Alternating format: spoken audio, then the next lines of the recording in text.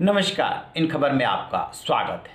प्रधानमंत्री नरेंद्र मोदी राज्यसभा में आज दूसरे दिन बोल रहे थे। इससे पहले कल वो राष्ट्रपति के अभिभाषण पर धन्यवाद प्रस्ताव पे बोलते हुए काफ़ी कुछ तफसील से कहा था, खासतौर से किसान आंदोलन को लेकर के।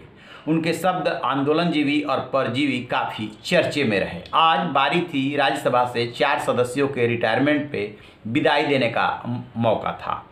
इसमें कांग्रेस से गुलाम नबी आज़ाद, बीजेपी के शमशेर सिंह और पीडीपी से नजीर अहमद और मीर मोहम्मद 4, 10 और 15 फरवरी को रिटायर हो रहे हैं। लिहाजा आज ही ये कार्यक्रम रखा गया था।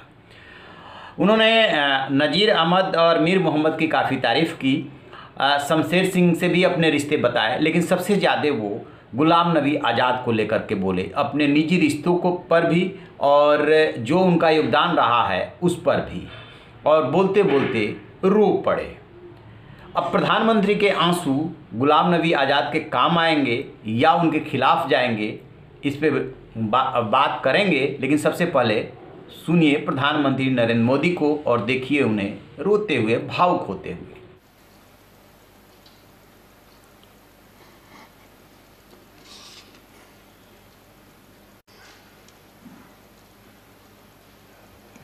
एयरपोर्ट से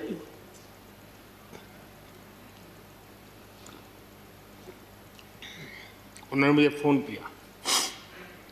तो जैसा कि आपने देखा, प्रधानमंत्री नरेंद्र मोदी जब तब ये जिक्र करते रहे हैं कि विपक्ष के नेताओं में जैसे कि ममता बनर्जी, गुलाम नबी आज़ाद, शरद पवार से उनके निजी रिश्ते काफ़ी अच्छे हैं। इसी का उन्होंने जिक्र किया कि किस तरीके से पार्लियामेंट में गुलाम नबी आज़ाद ने जवाब दिया था, और जम्मू कश्मीर की घटना का जिसमें 8 लोग मारे गए थे उस प्रकरण को उन्होंने उद्धृत करते हुए बताया कि वो कितने सेंसिटिव हैं और किस तरीके से वो बार बार फ़ोन कर रहे थे।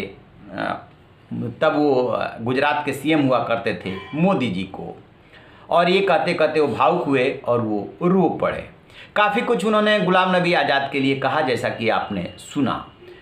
लेकिन हम सब जानते हैं कि राजनीति में बड़ा फ़र्क पड़ता है कि आप कहाँ खड़े हैं, किस राज्य से आते हैं, किस कम्युनिटी से आते हैं, किससे आपके रिश्ते हैं। जिस तरीके से फॉर्मली आज उन्होंने प्रधानमंत्री नरेंद्र मोदी ने संसद में खड़ा होकर के जाहिर किया कि गुलाम नबी आज़ाद से उनके निजी रिश्ते बहुत अच्छे हैं। राज्यसभा में जिस तरीके से वो बोलते रहे हैं, जिस तरीके से कोरोना को लेकर के उन्होंने बैठक बुलाने का सुझाव दिया, तो उन्होंने अपनी नज़दीकी उनसे शो की। क्या ये नज़दीकी, क्या प्रधानमंत्री के आंसू गुलाम नबी आज़ाद के लिए मुश्किलें खड़ी करने वाले हैं? देखिए, राजनीति में सब कुछ संभव है। मैं ये बात इसलिए कह रहा हूँ कि जम्मू कश्मीर में फ़िलहाल विधानसभा नहीं है। लिहाजा जिस जम्मू कश्मीर से वो राज्यसभा सदस्य या ये चारों सदस्य चुन के आए थे, उनका फ़िलहाल आना वहाँ से संभव नहीं है। जब विधानसभा गठित होगी तब होगी। फिर 28 साल तक ये राज्यसभा में रहे, 2 बार लोकसभा के लिए चुने गए गुलाम नबी आज़ाद। 1949 में पैदा हुए और ये बहुत कम उम्र में 73-74 में ही ये राजनीति में आ गए थे। तो उस लिहाज से अब इन्हें दूसरे स्टेट से आना है, और इनकी गिनती G23 यानी कांग्रेस का जो असंतुष्ट धड़ा है, जिसने कि सोनिया गांधी को चिट्ठी लिखी थी, उसके अगुवा के रूप में होती है।